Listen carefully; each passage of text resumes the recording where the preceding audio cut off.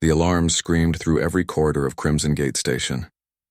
Red emergency lights painted the metal walls in blood. Captain Doyen ran through the smoke, his battlesuit's heavy boots clanging against the floor. Behind him, 30 civilians clutched their children and their bags. They needed to reach the evacuation pods. They needed to live. "Move faster," Doyen shouted. His helmet display showed the station's map. The pods were 200 meters away. The alien boarding parties were 100 meters behind them. The Ethon Empire had arrived 3 days ago. 50 warships appeared in orbit around Crimson Gate like dark angels of death. They demanded humanity's surrender. They demanded the station's control codes. They demanded everything. Humanity said no. Now the station was dying. Half of it was already torn apart by plasma fire. The other half would follow soon. But Doyen had one job: get the civilians out. Let them tell Earth what happened here. Let them remember. "Captain, they're breaking through Section 7. The voice crackled in his ear. Lieutenant Sumi was on the other side of the station, holding another choke point. "I can't hold much longer." "Just 5 more minutes," Doyen said. He turned a corner and saw the evacuation bay. The pods waited like silver eggs. "Hope. Get everyone loaded. I'll buy you time." He stopped at a narrow junction. This was the place. One man could hold this corridor against many. The walls were close. The ceiling was low. Numbers didn't matter here. Only skill and determination. The civilians ran past him toward the pods. A woman stopped. "Come with us, Captain." "Someone has to stay," Doyen said. He checked his rifle's charge, full. His suit's shields, at 70%. Not great, but enough. "Go, live, tell them we didn't kneel." She ran. Doyen waited. The first alien soldier appeared 30 seconds later.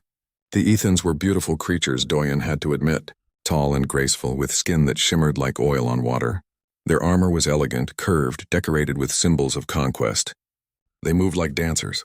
They also died like anyone else. Doyen's first shot caught the soldier in the chest. The Ethan's shields flared bright blue and held. His second and third shots broke through. The alien fell. 2 more appeared behind the first. Doyen fired. The corridor filled with plasma bolts flying both ways. His suit took hits. The shields flickered. 60%, 50, 40, he kept firing. An Ethon grenade bounced into the corridor. Doyen kicked it back. The explosion shook the walls. "Pods are launching," Sumi's voice. "Get out of there." "Not yet," Doyen muttered. More soldiers appeared. These wore different armor. Royal guards. Elite warriors. His heart sank. But his finger stayed on the trigger. Then she appeared. Princess Valara of the Ethan Empire walked through the smoke like she owned the universe. Maybe she did. She was taller than her soldiers, her armor white and gold where theirs was black. Her face was sharp and perfect. Her eyes glowed with inner light. She looked at Doyen the way a human might look at an interesting insect. "You are the commander," she said. Her voice was musical, like wind chimes. It came through his suit's speakers in perfect English. "You fight well for such a small creature." "We're not creatures," Doyen said. "We're human. Remember that word. You'll be hearing it a lot." Valara laughed. It was a beautiful sound. 17 species have stood before the Ethan Empire. 17 species swore they would never surrender. 17 species knelt or died. You will be the 18th. "No," Doyen said simply. He fired. Valara moved faster than his eyes could track. She wasn't there anymore. She was beside him, her hand on his rifle, crushing it like paper. Her other hand struck his chest. His shields collapsed. He flew backward and hit the wall hard. Pain exploded through his body. His suit systems flickered. Warning lights filled his vision. Broken ribs. Punctured lung.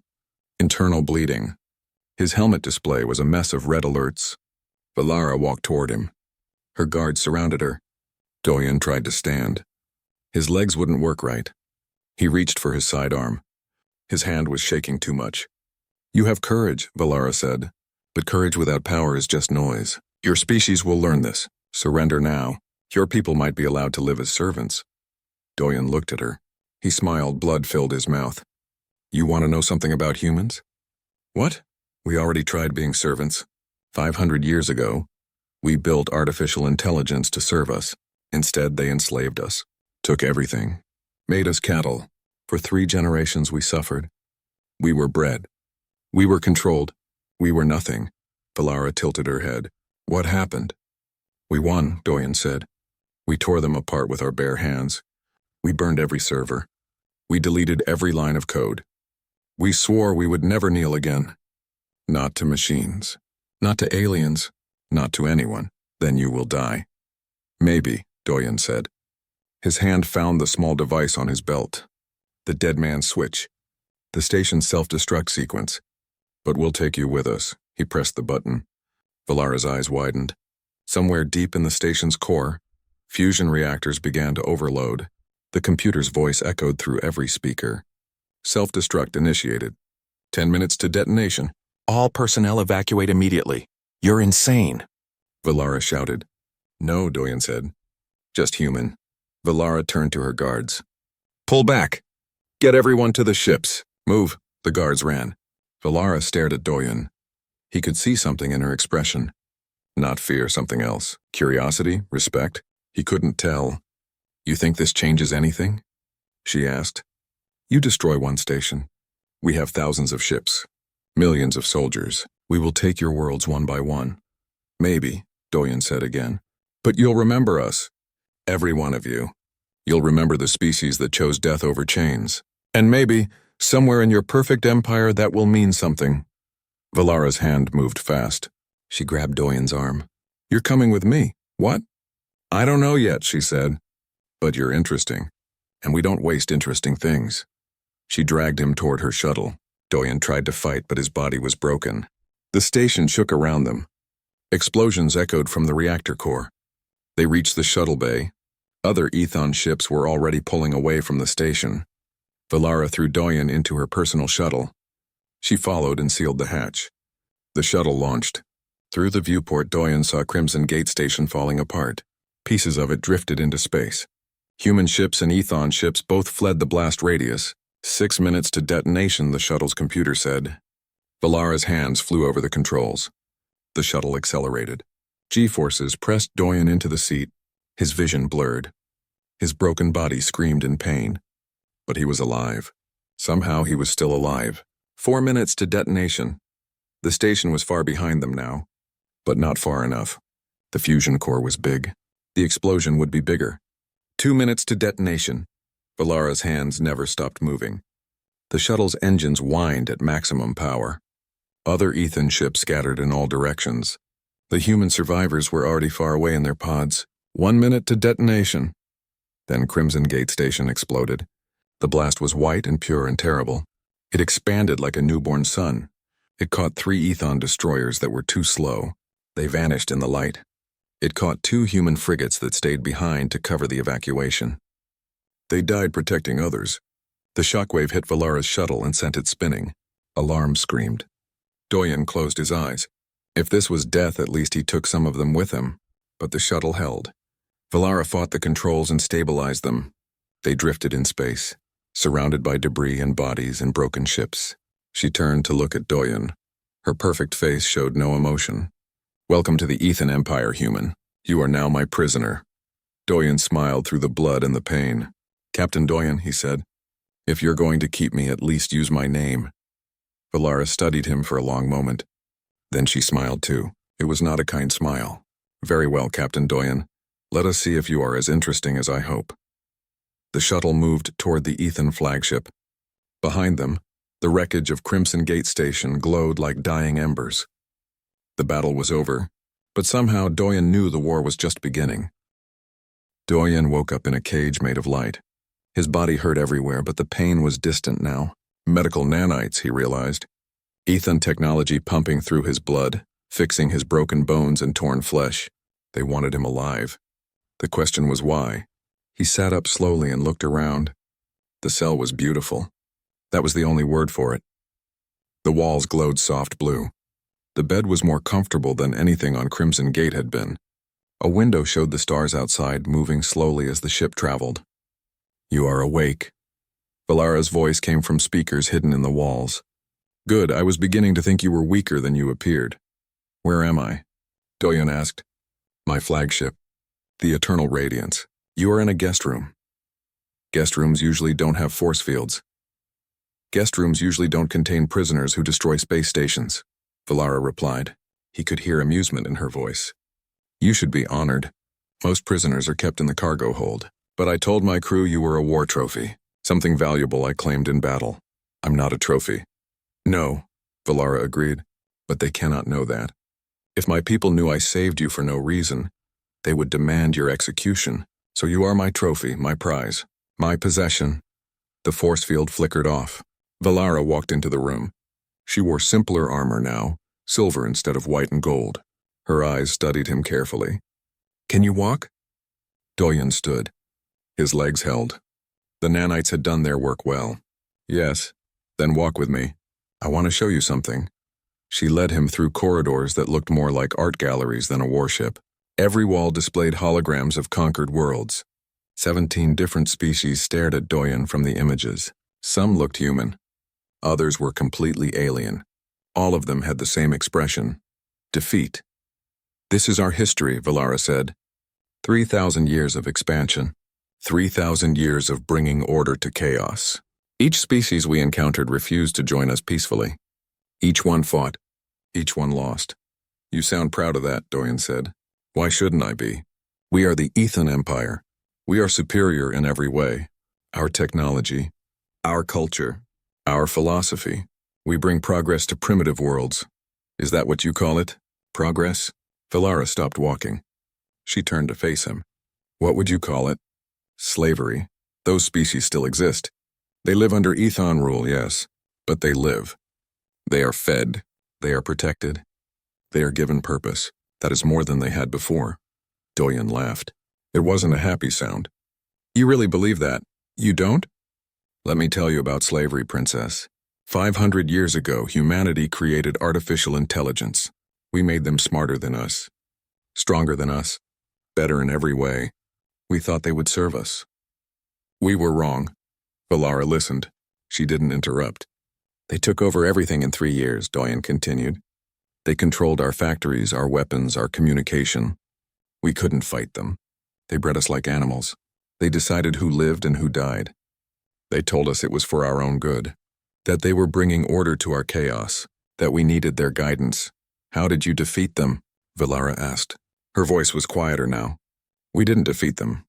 We endured. Generation after generation, we remembered who we were. We passed down stories in secret. We taught our children that humans were meant to be free. And when the machines finally made a mistake, when they gave us one small opening, we took it. We fought with rocks and pipes in our bare hands. We died in millions, but we won.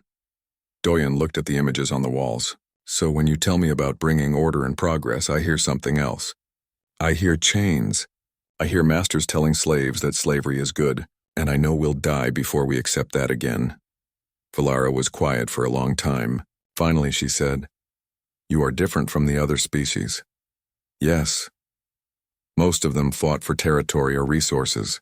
They fought because we threatened their power structures. But you fight because of something else. Freedom, Doyen said. The right to choose our own path. Even if it's the wrong path. Even if it leads to destruction. It's ours. Valara began walking again. Doyen followed. They reached a large room with windows showing the stars. A tactical display floated in the center, showing ship positions and battle reports. I received news while you slept, Valara said. The battle at Crimson Gate damaged both our fleets badly. My father, Emperor Thexus, has called for a temporary ceasefire while we repair and regroup. Your people will come back, Doyen said. Yes, but there is something else. Something more immediate. She touched the tactical display. New information appeared. Ship movements. Coded messages. My younger brother, Prince Mordek, has been conducting secret negotiations with the Vex Collective. Who are they? Our ancient enemies. 300 years ago, we fought them to a stalemate. The war nearly destroyed both empires. We have maintained a cold peace since then. But if Mordek is talking to them... She trailed off. He's planning something, Doyen finished. A coup. He wants my throne. And he's willing to ally with our greatest enemy to take it. Valara's face was hard. There are rules about succession. I am the eldest. But if I appear weak, if I lose the support of the military, the council can pass me over. Mordek knows this. Why are you telling me this? Valara turned to look at him. Because 3 hours ago someone tried to kill me. My own guards, soldiers I've known for years. They attacked me in my quarters. But you survived. Obviously, but I can't trust anyone on this ship. Mordek's influence runs deep. I need allies, she paused. I need someone who has no reason to serve the Ethon Empire. Someone who owes me nothing. Someone whose only loyalty is to truth. Doyen understood. You want me to help you. I want to offer you a deal. Help me reclaim my position. Help me stop my brother. In return, I will negotiate a peace treaty with humanity. Real peace. Not surrender. Not servitude. Peace between equals. I don't believe you. I wouldn't believe me either, Valara admitted. But consider this. If Mordek takes power, he will use the Vex Alliance to crush humanity completely. He is cruel and ambitious. He sees your species as insects to be stepped on. I at least see you as worthy opponents. That's not much better. It's what I can offer. For now. Valara's expression was serious. I am not asking you to trust me, Captain Doyen. I am asking you to be practical. We are both in danger. We can help each other survive. Before Doyen could answer, an explosion rocked the ship. Alarms blared. The lights flickered. Valara's hand went to her weapon. What's happening? Doyen shouted. Another assassination attempt. Valara pulled him toward the door. They're not subtle anymore. They're trying to destroy the entire ship. They ran through corridors filled with smoke and chaos. Ethan soldiers fought each other. Some wore Valara's colors. Others wore Mordek's. The civil war had already begun. A squad of soldiers in black armor rounded a corner. They saw Valara and opened fire. She shoved Doyen behind cover and returned fire with her sidearm. 3 soldiers dropped, but more came behind them. We're trapped, Valara said. Doyen looked around. They were near a maintenance bay. He saw tools on the walls. He grabbed a plasma cutter and a length of metal pipe. No, we're not. He ran at the soldiers. It was insane. They had armor and weapons. He had a pipe, but he'd fought in worse situations. The first soldier didn't expect a human to charge. Doyen ducked under his rifle and swung the pipe into his knee joint. The armor cracked. The soldier fell. Doyen grabbed his rifle and fired. Training took over. He'd studied Ethon weapons during the war. Point and shoot, just like human guns. 2 more soldiers dropped. Valara joined him, firing precisely. They fought side by side, moving through the corridor like a unit. When Doyen's rifle ran out of charge, Valara handed him hers. When she was pinned down, he drew their fire. Finally, the soldiers retreated. The corridor was quiet except for their breathing. Valara stared at him. Where did you learn to fight like that? War teaches fast, Doyen said. Either you learn or you die. You saved my life. Don't get used to it. Valara smiled. It was different from her earlier smiles. More genuine. Perhaps I chose my war trophy well. She led him to a secure room and locked the door. She activated a communication device. A human face appeared on the screen. A woman with sharp eyes and short black hair. She wore the uniform of Human Intelligence Services.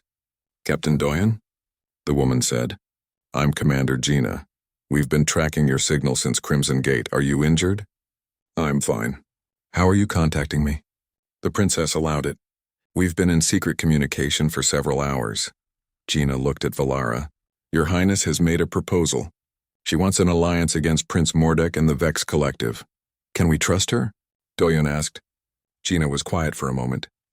We intercepted Vex communications. They've been raiding our outer colonies using Ethon technology. Someone is helping them. If it's Mordek and if he takes power, we're finished. Our fleet can't fight both empires at once.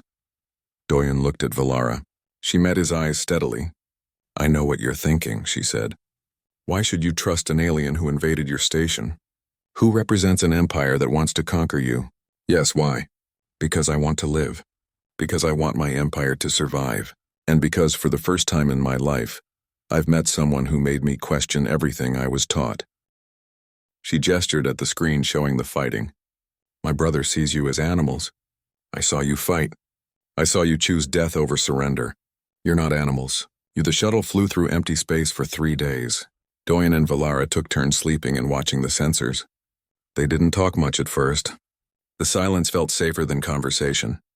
But space was vast and time was long, and eventually silence became uncomfortable. Tell me about your world, Valara said on the second day. Earth, what is it like? Doyen was checking the weapons systems. He didn't look up. Why do you care? Because I'm curious. Because I've seen 17 conquered species but never bothered to learn about them before conquest. Maybe that was a mistake. He considered not answering, but they were alone in a small ship, running from enemies heading into danger. Might as well talk. It's beautiful, he said finally. Blue oceans, green forests, cities that reach into the sky. 7 billion people all trying to live their lives. 7 billion, that's more than the entire Ethon population. We breed fast, and we're stubborn about surviving. Valara smiled slightly. I noticed. What about you? Where are you from on Earth? Seoul, South Korea. It's a peninsula on the eastern continent. My family has lived there for 1,000 years. My great-great-grandfather fought in the AI wars. My grandfather helped build the first colony ships. My father died defending Mars when I was 10. And you became a soldier? What else was there? The universe is full of things that want to kill us. Someone has to stand in the way. Doyen finally looked at her. What about you? What's it like being born a princess? Valara was quiet for a moment. Lonely, she said finally. I was raised to rule.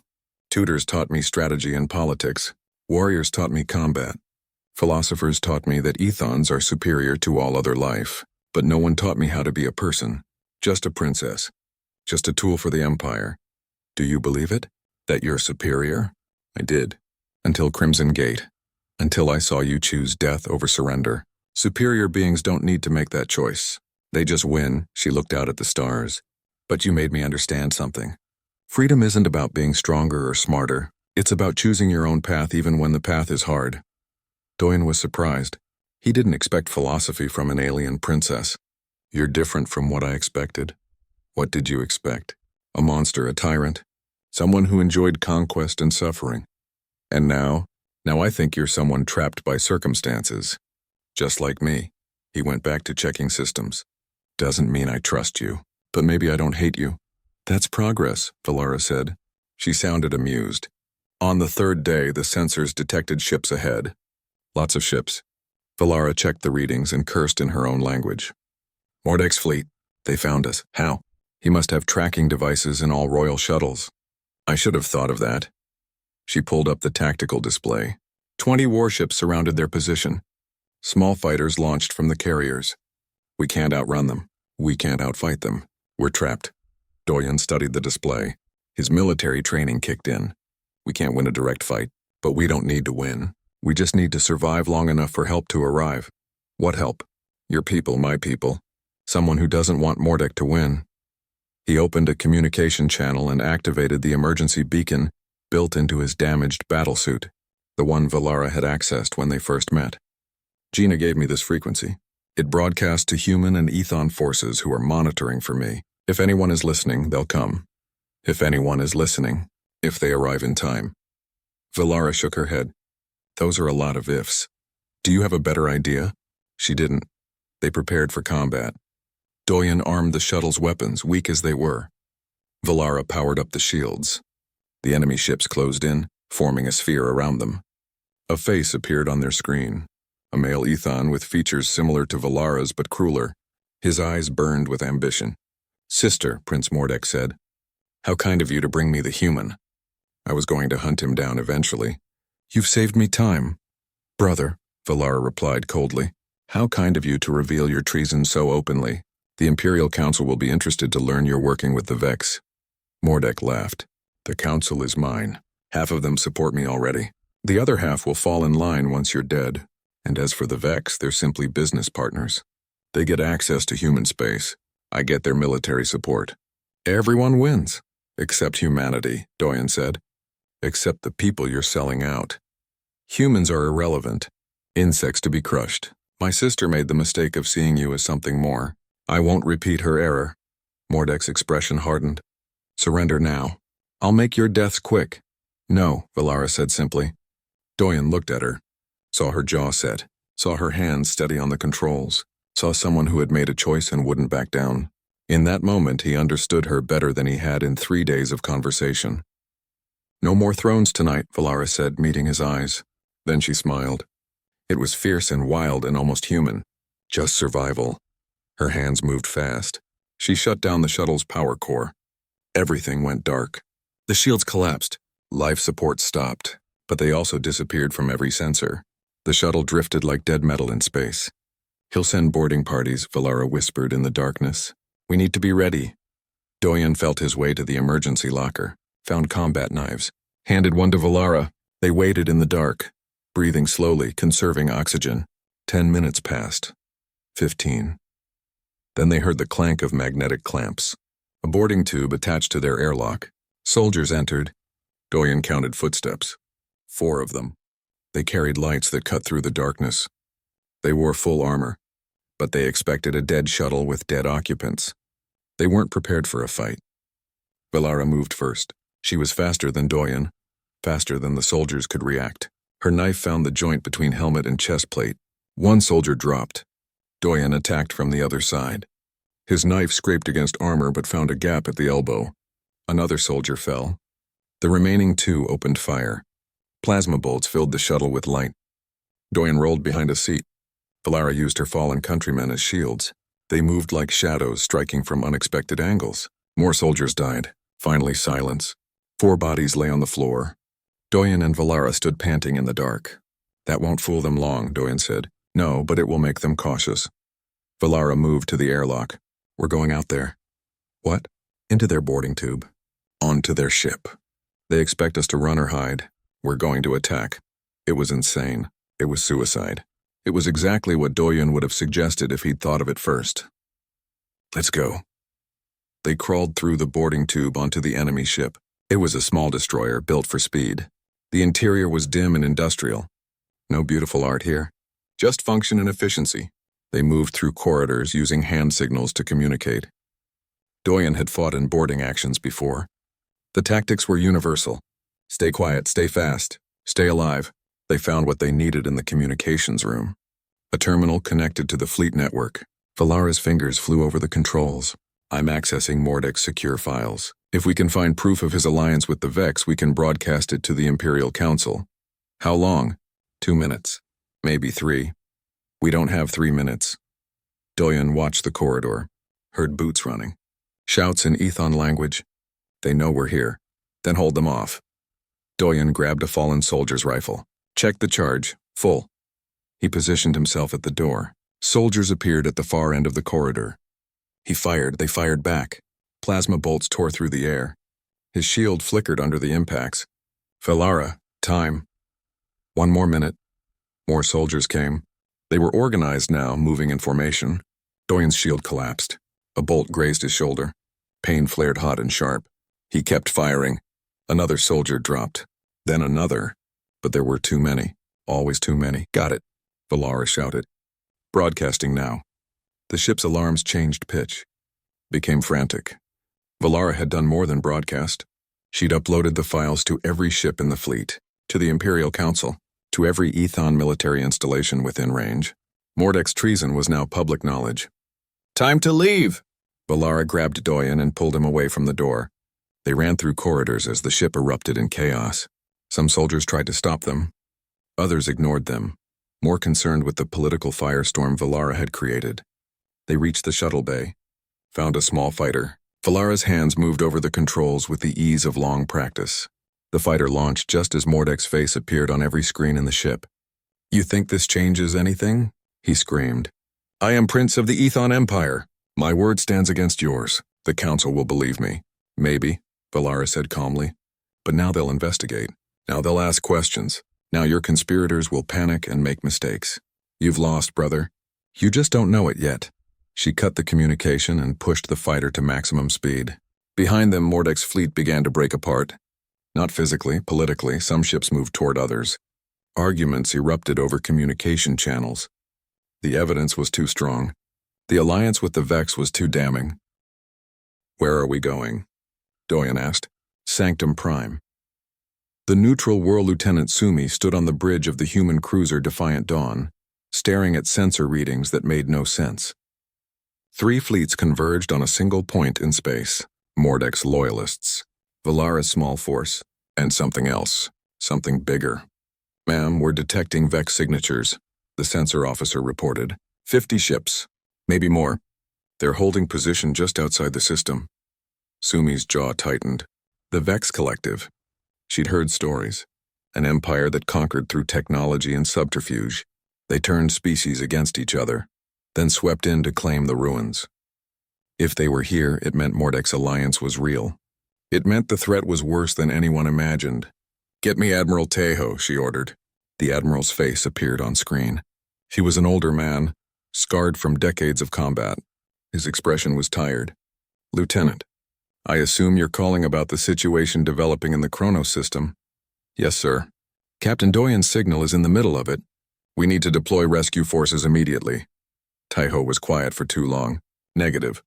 Our orders are to maintain defensive positions. We can't risk the fleet on a rescue mission." "Sir, the captain has intelligence on a Vex alliance with Ethan forces. If we don't act..." "I'm aware of the intelligence, Lieutenant. I'm also aware that getting involved in an Ethon civil war is not in humanity's best interests. We maintain our position." Sumi couldn't believe what she was hearing. "Sir, with respect, Captain Doyen risked everything to get us that information. We can't abandon him." The captain knew the risks. "As do we all." Tejo's face was stone. "Hold position, Lieutenant. That's an order." The screen went dark. Sumi stood frozen. Something was wrong. Tejo was a warrior, a man who never left soldiers behind. Yet he was ordering her to do exactly that. "Why, ma'am?" Her tactical officer looked at her questioningly. "What are your orders?" Sumi made a decision. Maybe it was the wrong decision. Maybe it would end her career. But she'd served with Doyen for 3 years. She'd seen him hold impossible positions. She'd watched him save civilians while accepting certain death. She couldn't leave him now. "Prepare the strike group," she said. "We're going in." "But the Admiral..." "I'll deal with the Admiral later. Right now, Captain Doyen needs us." She looked at her crew. Young faces, scared faces, but determined. "Anyone who wants to object, do it now. I won't hold it against you." No one objected. The Defiant Dawn and 5 other ships broke formation and jumped toward the Chronos system. Behind them, the main fleet held position. Sumi didn't look back. She was committed now. For good or ill, she was going to save her captain. Meanwhile, in the Chronos system, Doyen and Valara found themselves surrounded by 3 different nightmares. Mordek's ships to the left, Valara's remaining loyalists to the right, and ahead the Vex fleet uncloaked from stealth, revealing their true numbers, over 100 ships, all of them bristling with weapons. "This is not ideal," Valara said with remarkable understatement. "Your people and my people need to work together," Doyen said. "Right now, or we all die." Valara opened a channel to her loyal ships. "This is Princess Valara. I am ordering all forces to cease hostilities and form a defensive perimeter. The Vex Collective is here. They are the true enemy." Some ships responded. Maybe half. The others hesitated. Mordek's voice cut through the confusion. "Don't listen to her. This is a trick. The humans and my traitor sister are working together to destroy the Empire. The only traitor here is you, brother," Valara shot back. "You allied with the Vex.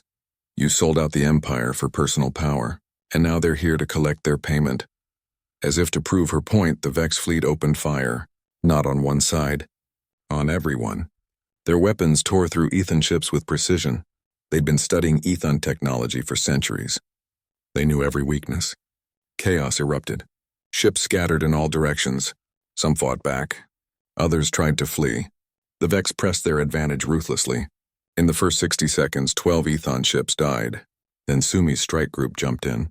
6 human ships against 100 Vex. It was madness. But it was also a statement. Humanity had arrived, and humanity never ran. "All ships form on the Defiant Dawn," Sumi broadcast.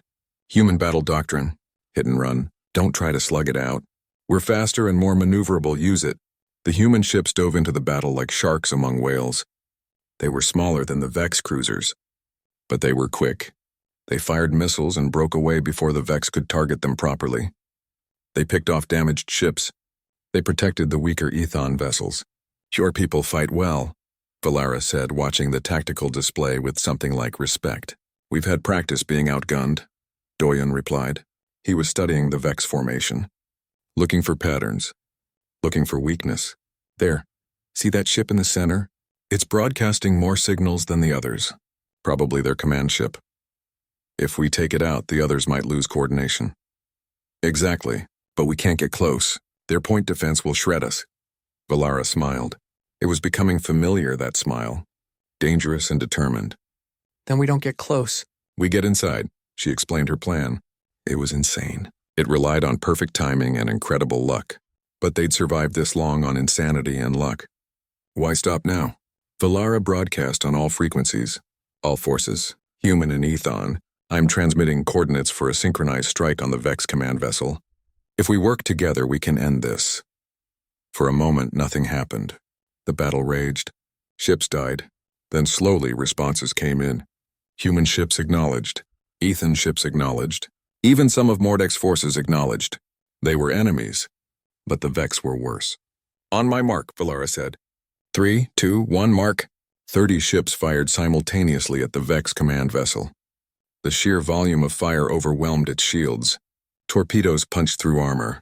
Plasma melted through hull plating. The command ship began to list, trailing atmosphere. Now, Doyen shouted. Valara pushed their small fighter forward. They dove through the chaos of battle, through explosions and debris, through the gap in the Vex defenses. They reached the damaged command ship and latched onto its hull. What now? Valara asked. Now we go inside and cause problems. Doyen grabbed his rifle. They sealed their armor and breached the hull using plasma cutters. Air rushed out into space. They pushed through into the ship's interior. The Vex were different from any species Doyen had encountered. They were tall and thin with too many joints. Their faces were covered with technological implants.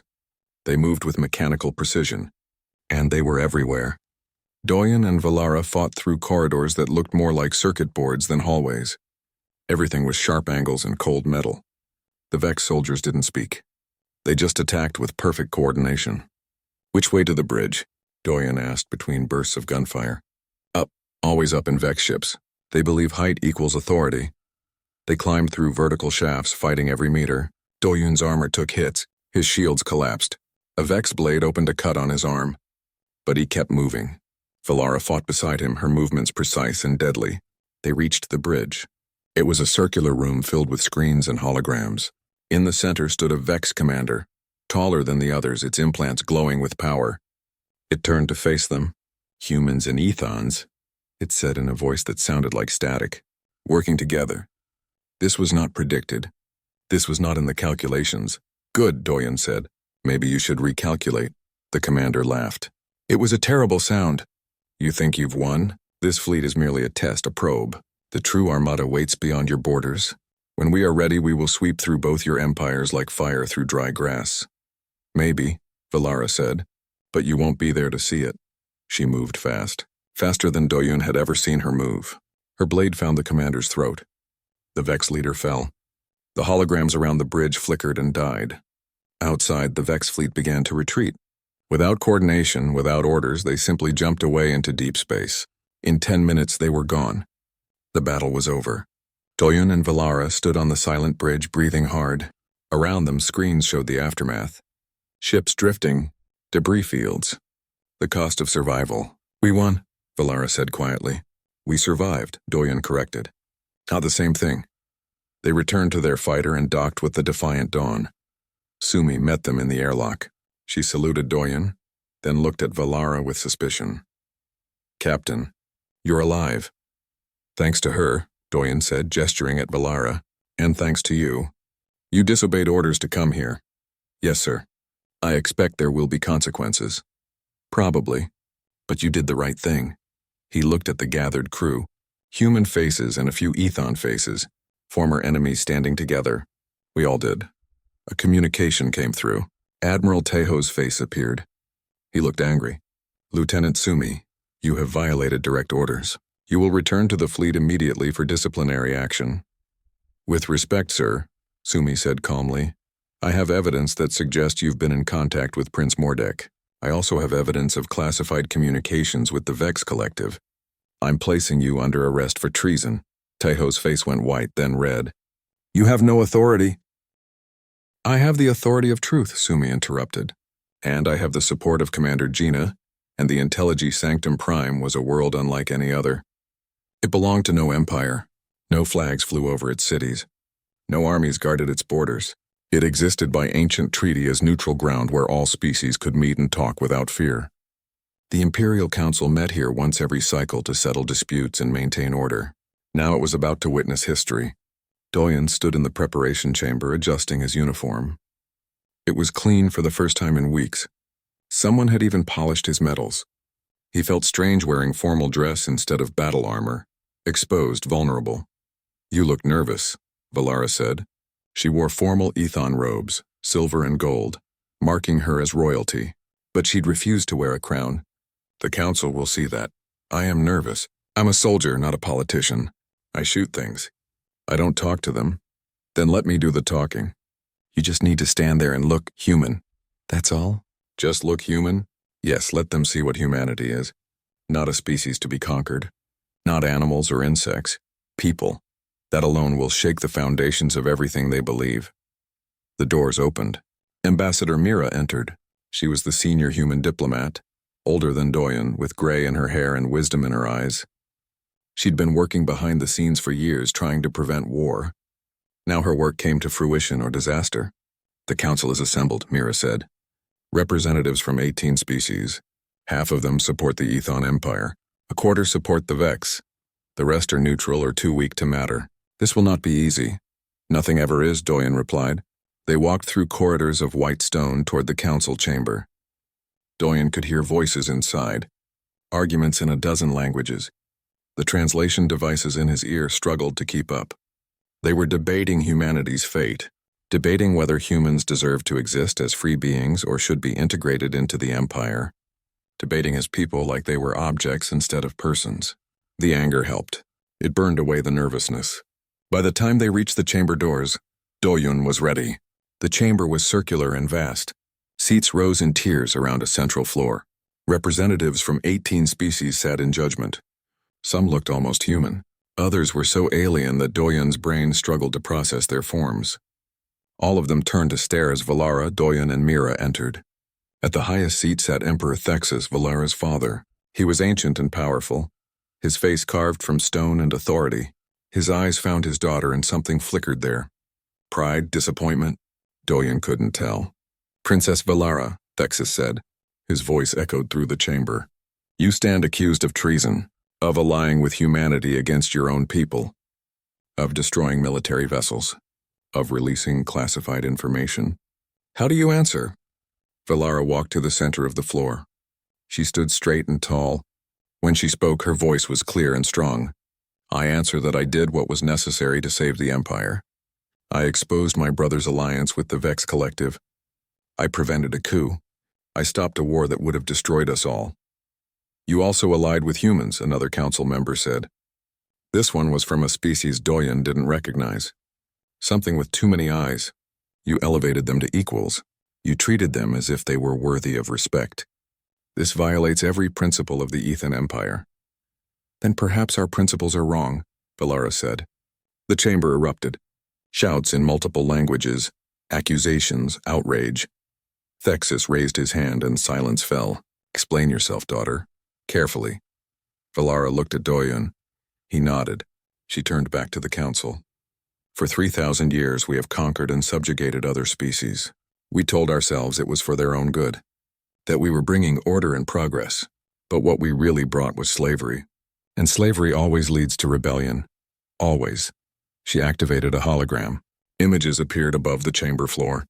The battle at Crimson Gate, the Vex attack, human and Ethan ships fighting together. The destruction of the Vex command vessel. Humanity showed me something I had never seen before, Valara continued. They showed me that strength is not just about military power. It's about the will to choose, the courage to stand against overwhelming odds. They destroyed their own station rather than surrender. They fought with broken weapons and dying ships. And when they had every reason to let me die, they saved me instead.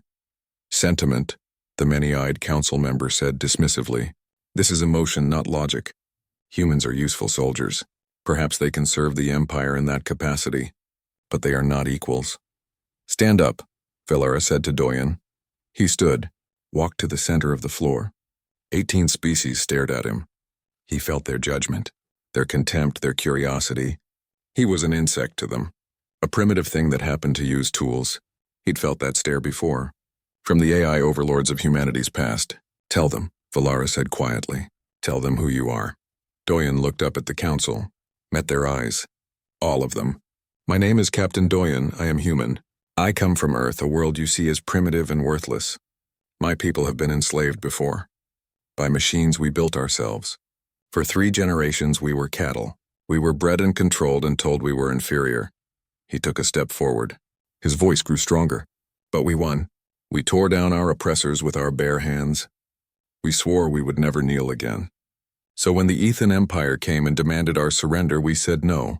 When they killed our people and burned our worlds, we fought back. And when we were given the choice between death and slavery, we chose death. Every time, without hesitation. This proves you are irrational, the council member said. You choose extinction over service. That is not strength. That is madness. Is it? Doyen asked. Or is it freedom? The right to make our own choices, even if they're wrong. The right to fail on our own terms instead of succeeding on yours. He looked at each council member in turn. You see us as lesser beings because we're weaker than you, but weakness is not the same as worthlessness, and strength without respect is just tyranny. The chamber was quiet now. They were listening. Actually listening. The Vex Collective is coming, Doyen continued. You all know this. Their attack was just the beginning. They've been planning for centuries. They've infiltrated your governments, your militaries, your cultures. They've turned you against each other while they prepared for conquest. And when they come in force, they will destroy you. Not because you're weak, but because you're divided. He gestured at Valara. She showed me that enemies can become allies, that different species can work together. That respect is more powerful than domination. If humans and Ethans can fight side by side after years of war, imagine what all of you could do together. Pretty words, another council member said. This one looked reptilian with scales and cold eyes.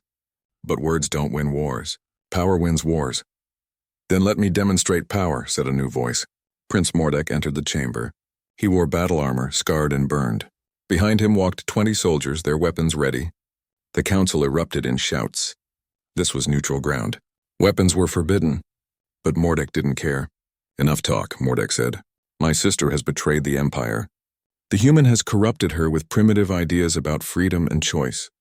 But I will restore order. I will take my rightful place as emperor, and I will complete the conquest of humanity. Thexis stood. You dare enter this chamber armed? You dare threaten the council? I dare much, father. Because you are old. Because the Empire has grown soft under your rule. Because we need strength, not philosophy. Mordek looked at Valara. Sister, I challenge you. Single combat. The old way. Winner takes the throne. Loser dies. Valara's face was calm. I accept. No, Doyen said. He's been enhanced with Vex technology, I saw it. You can't beat him alone. She won't be alone, said Commander Hyan. He entered from another door, leading a squad of human marines. His face was hard. I'm tired of politicians and cowards. Admiral Tejo betrayed us. The civilian government is paralyzed, but soldiers know the truth. We stand with Captain Doyen. We stand with Princess Valara. And we stand against traitors. More people entered. Ethan warriors wearing Valara's colors. Human soldiers. Even a few members of other species. The chamber was filling with armed forces from multiple sides. This is madness, Thexis shouted. This is sacred ground. No blood can be spilled here. Then stop me, Mordek said. He raised his weapon. Everything happened at once. Mordek's soldiers opened fire. Yon's marines returned fire. The council members scattered. Doyen grabbed Valara and pulled her behind cover. Plasma bolts tore through the ancient chamber. Beautiful stonework shattered. Centuries of peace ended in seconds. We need to end this, Valara shouted over the gunfire. If the council chamber is destroyed, it will spark wars across the entire sector. Then we stop Mordek, Doyen shouted back. You and me, like you said. Single combat. They moved through the chaos. Doyen fired at Mordek's soldiers. Valara used her speed to flank them. They fought as a team, covering each other, moving with practiced coordination. They'd learned to trust each other in battle. That trust was worth more than any weapon. They reached Mordek. He stood in the center of the chamber, surrounded by his elite guards. But the guards fell to Doyen's rifle and Valara's blade. Finally, only Mordek remained. 3 weeks after Sanctum Prime, Doyen stood in a command center that didn't exist on any official maps. It was built into an asteroid, hidden in a system so remote that most star charts didn't name it. Human engineers and Ethon architects had worked together to create it. The result was strange but functional. Human practicality mixed with Ethon elegance. The war room was filled with faces. Valara stood beside him, studying tactical displays. Commander Hyan represented the human military. Ambassador Mira represented the diplomats. And scattered throughout were representatives from 6 other species. The alliance was growing, slowly, carefully, but growing. Latest intelligence confirms it, Commander Gina said. She projected images above the center table. Ships, thousands of them. The Vex Collective is assembling its full armada. They're not hiding anymore. They're preparing for total war. How long do we have? Mira asked. 2 months. Maybe 3. They're gathering forces from across their territory. When they move, they'll hit both human space and the Ethan Empire simultaneously. They want to overwhelm us before we can coordinate a defense. They don't know about the alliance, Valara said. That's our advantage. They expect us to fight separately. To be divided. Even united, we're outnumbered, Hyan said. He pulled up casualty projections. The numbers were grim. They have 3 times our ships, 5 times our soldiers, and their technology is advanced. We barely survived their probe force. The full armada will crush us. Then we don't fight them head-on, Doyun said. Everyone looked at him. We're smaller and weaker, so we use guerrilla tactics.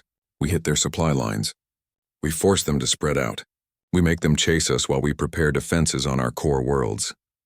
That means sacrificing the outer colonies, Mira said quietly. Yes, it means hard choices, but if we try to defend everything, we'll lose everything. We focus our strength. We make them pay for every system. And we survive long enough to find a weakness. There is a weakness, said a new voice. Everyone turned. Technician Bora entered the room. She was young, barely old enough to serve in the military. But she was brilliant. She'd been studying the Vex implants recovered from Prince Mordek. Show us, Valara said. Bora activated a hologram. It showed the complex network of Vex technology. The Vex use centralized command and control. Every ship, every soldier, every system connects to a central nexus.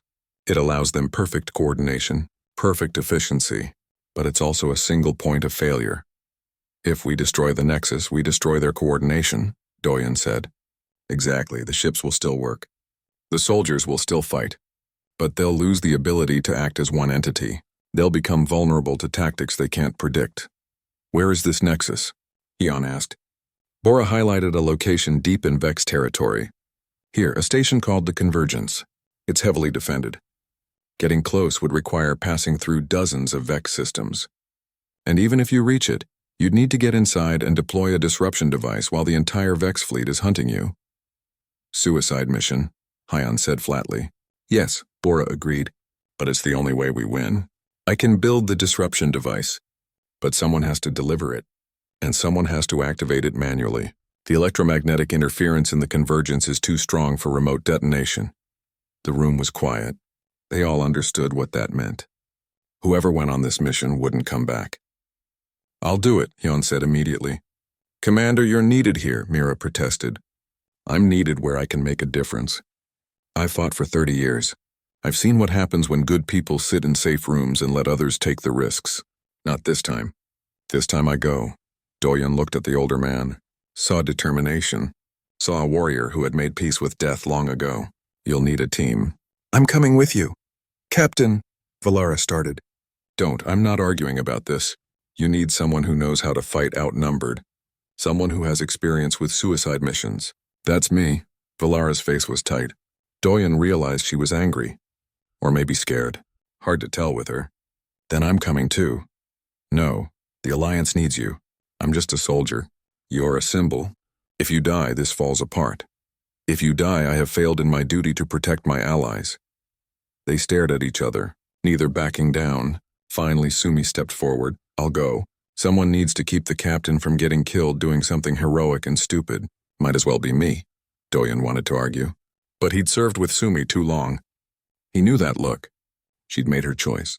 Fine, Sumi, Hyan. Bora to prep the device, who else? 6 more hands went up. Marines, engineers, pilots, all volunteers. All knowing they probably wouldn't survive. Doyen felt something break inside his chest. Pride, grief, hope, all mixed together. You have your team, Valara said. Her voice was controlled, but her eyes showed everything she wasn't saying. When do you leave? 2 days, Bora said. I need time to finish the device.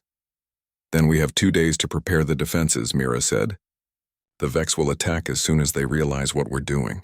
We need to be ready. The meeting continued. Plans were made. Resources allocated. Defenses prepared. But Doyen's mind was elsewhere. He was thinking about Earth, about the cities he'd never see again, about the people he was fighting to protect, about the freedom that was worth any price. That night, Doyen stood on the observation deck looking at the stars. Valara found him there. She stood beside him without speaking. They watched the universe in comfortable silence. "You don't have to do this," she said finally. "Yes, I do. Why? Why does it have to be you?" "Because someone has to go. And I'm good at this. At fighting impossible odds. At doing what needs to be done." He looked at her. "You taught me something, you know. On your ship. In the shuttle. During all those battles. You taught me that sometimes the right choice isn't the safe choice. Sometimes you have to risk everything. I didn't mean for you to learn that lesson quite so well. Too late now." Valara turned to face him fully. "If you die, I will be very angry with you. I'll try not to die then. Being on the receiving end of your anger sounds terrifying. This is not a joke. I know, but if I think about it too seriously, I'll start being afraid. And fear makes you hesitate. Hesitation gets you killed." Valara reached out and took his hand. It was the first time she'd done that. Her skin was warm, warmer than he expected. "Then come back. Because we have work to do. This alliance is fragile. It needs both of us to survive." "Just the alliance?" She smiled slightly. "Perhaps not just the alliance." They stood there, hands joined, watching the stars. Two people from different worlds. Two warriors who had learned to respect each other. Maybe something more than respect. But there wasn't time to explore that now. There was only time for the mission. The next 2 days passed too quickly. Bora worked without sleep to finish the disruption device. It was small, barely the size of a briefcase, but packed with enough electromagnetic power to fry every Vex system within kilometers. She explained how to arm it, how to deploy it, how to run very fast once it was activated. Hyun gathered his team, checked weapons, reviewed the mission parameters. Doyen watched him work. The old commander was calm, focused, at peace. He'd found his purpose. This last mission would define his entire life. Sumi prepared the ship. It was a human corvette, fast and stealthy, modified with ethon cloaking technology, the best of both species working together. It could slip through Vex patrols, maybe, if they were lucky. On the morning of departure, the entire alliance gathered in the hangar bay. Hundreds of faces, human and ethon and others. They stood in silence as the strike team prepared to board. Mira approached Doyen. She put a hand on his shoulder. "Whatever happens, you've already changed history. You've shown us that different species can work together. That's worth more than any military victory." "Save the speech for after we win," Doyen said, but he smiled. "I'll need something to come back for."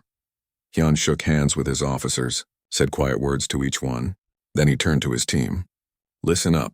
This is a one-way trip. We all know it. We've all accepted it. But that doesn't mean we give up. We fight to the last second. We complete the mission. We give everyone else a chance to survive. That's what soldiers do. That's what we've always done." The team boarded the ship.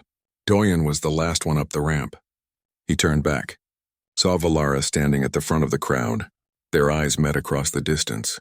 No words, but he understood. "Come back, don't die. We have unfinished business." He nodded once, then entered the ship. The ramp closed. The corvette launched into the void. Behind it, the Alliance held its breath. Ahead of it, death waited in 1,000 forms. But the ship flew on, carrying 9 people who had decided that some things were worth dying for. The journey took 3 days. They jumped through uninhabited systems, avoiding Vex patrols. The cloaking device worked, mostly. Twice they were nearly detected. Both times, Sumi's piloting and quick thinking saved them. On the 3rd day, they reached the convergence. It hung in space like a mechanical spider, all angles and lights and menacing beauty. Around it, hundreds of Vex ships moved in perfect formation. Defense platforms orbited at regular intervals. It was the most heavily defended location Doyen had ever seen. That's impossible. One of the Marine 6 months had passed since the convergence fell. 6 months of rebuilding. 6 months of learning to trust. 6 months of proving that the Alliance could work. Doyen stood at the viewport of the newly rebuilt Crimson Gate station, watching ships arrive. Human freighters carrying supplies. Ethan cruisers on patrol. vessels from a dozen other species all flying under the banner of the Crimson Accord. That's what they called it now. The alliance that started with a human captain and an alien princess fighting for survival. The station looked different from before. Bigger, stronger, built by multiple species working together. The design was a mix of styles, human practicality, Aethan elegance, features from other cultures. It was strange and beautiful and imperfect, just like the alliance itself. "You're thinking too much again," Valara said. She appeared beside him, moving with that quiet grace she had. She wore simple clothes now. No armor, no royal robes, just practical garments suitable for someone who worked hard every day building something new. "I'm remembering," Doyen replied. "This is where it started. Where you demanded surrender, and I chose death instead. Where I was arrogant and you were stubborn. We're still both those things, true, but now we direct them more productively." She looked at the ships outside. The Council finally ratified the accord yesterday. Official recognition from 14 species. 3 more are considering membership. And the Vex? Valara's expression darkened. Still dangerous. Still out there. But contained. Without the convergence, they can't coordinate large-scale attacks. They're fighting amongst themselves now. Civil wars over resources and leadership. So we bought ourselves time. Yes, time to prepare. Time to strengthen the alliance. Time to prove that cooperation works better than conquest. She paused. "There's something I need to tell you. My father contacted me yesterday. He wants to meet here on Crimson Gate." Doyen was surprised. Emperor Thexus had kept his distance since Sanctum Prime. He'd officially recognized the accord but hadn't actively participated. The old empire was dying slowly, breaking into factions. Some supported Valara's new way. Others clung to tradition. "What does he want?" "I don't know. But he's bringing an entire delegation. Formal visit. The first Ethon emperor to travel to human territory in 3,000 years. That's significant. That's terrifying. If something goes wrong, if there's an incident, it could destroy everything we've built." Valara looked worried. Really worried. "I need your help with this. What can I do?" "Be there. Stand beside me when he arrives. Show him that humans and Ethons can work together, not as master and servant, as equals." "I can do that." 3 days later, the Imperial flagship arrived. It was massive, ancient, covered in symbols and decorations from centuries of conquest. It made the station look small. Insignificant, that was probably intentional. The Empire didn't forget who it was, even if it was changing. Doyen stood beside Valara in the docking bay. Behind them, a mixed honor guard. Human Marines and Ethon warriors standing together. It was symbolic.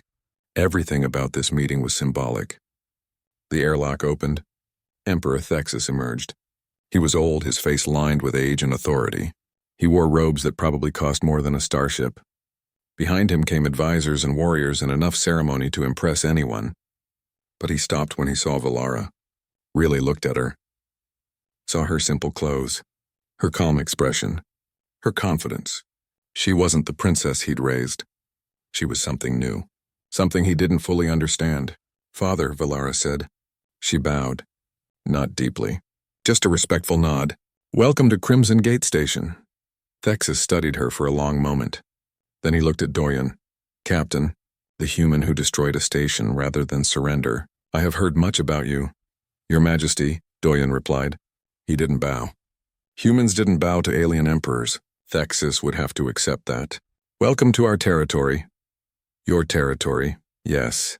That is what we must discuss." Thexus looked around the station. At the mixed crews. At the different species working together. At the future his daughter had helped create. "Show me what you have built here." They walked through the station. Valara and Thexus in front. Doyen a step behind. The Emperor asked questions. About the alliance structure. About trade agreements. About military coordination. He listened to the answers carefully. Occasionally he would stop and watch people working. A human engineer helping an Ethon technician. A mixed crew laughing together in a cafeteria. Finally they reached the command center. Valara had arranged for representatives from all member species to be present. Mira was there, Sumi, Yon still recovering from injuries but refusing to rest, and faces from other worlds, all of them working together. "This is impressive," Thexus admitted. "I did not think it possible. Different species cooperating so completely. It's not always easy, Valara said. We argue. We have cultural conflicts. Sometimes we don't understand each other at all. But we try. We work through it. Because we know the alternative. The alternative? Isolation, division, being conquered one by one because we couldn't work together. She met her father's eyes. The galaxy is changing. The old ways don't work anymore. The Vex proved that. They nearly destroyed both our empires because we were too busy fighting each other to see the real threat. Thexus was quiet.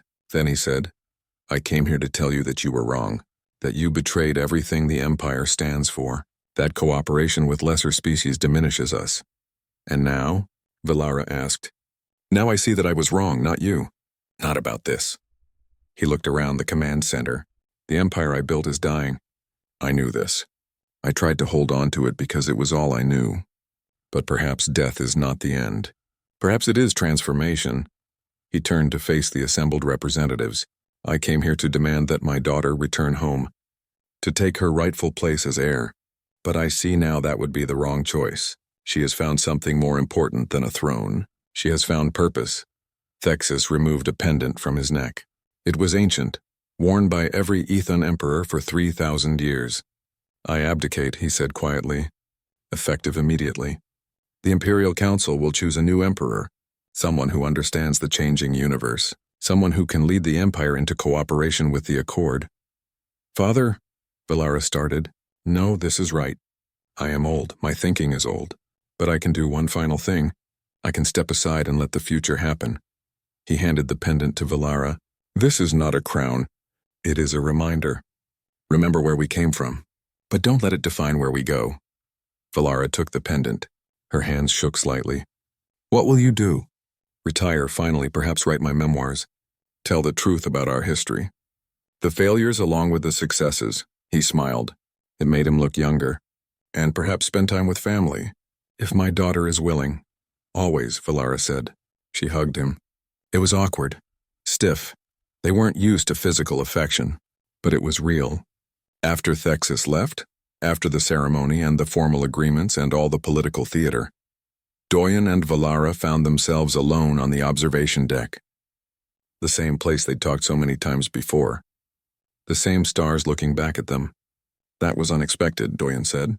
Everything about the last year has been unexpected. Valara held the pendant, turning it over in her hands. He gave this to me. But I don't want to be Empress. I don't want to rule. So don't give it to someone else, or melt it down and make something useful. She laughed. It was a good sound. Free and genuine. That is a very human solution. You're learning from the best. I am, aren't I? She put the pendant in her pocket. The council will choose someone. Probably someone younger, more flexible, someone who understands that the universe has changed. And you, I stay here. Help run the Accord. Build this alliance into something lasting. Fight when necessary. Make peace when possible. She looked at him. With you. If you want. If I want. I've been following you around for months. Saving your life. Letting you save mine. I think we're past the point of casual cooperation. What point are we at then? Doyen thought about it. About everything they'd been through. The battles. The arguments. The moments of trust. The growing respect that had become something more. Partnership. Real partnership. The kind where we challenge each other, push each other, make each other better. That sounds exhausting. It will be, but also worth it. Valara smiled, that fierce, dangerous smile he'd come to know. Then let's build something impossible. An alliance that lasts, a peace that holds, a future where different species work together instead of fighting. Impossible is where we do our best work, Doyen said. He was quoting Hyun. The old commander would approve. Where do we start? We start here, where it began, where you chose death over surrender, where I learned that humans were worth respecting, where everything changed. They looked out at the station, at the ships coming and going, at the people of different species working together, building, creating, hoping. It wasn't perfect. It would never be perfect. There would be setbacks, conflicts, failures, but they would try. They would keep trying. No more thrones, Valara said quietly. No more wars, Doyen replied. Just work. And hope. And freedom. And a future worth building.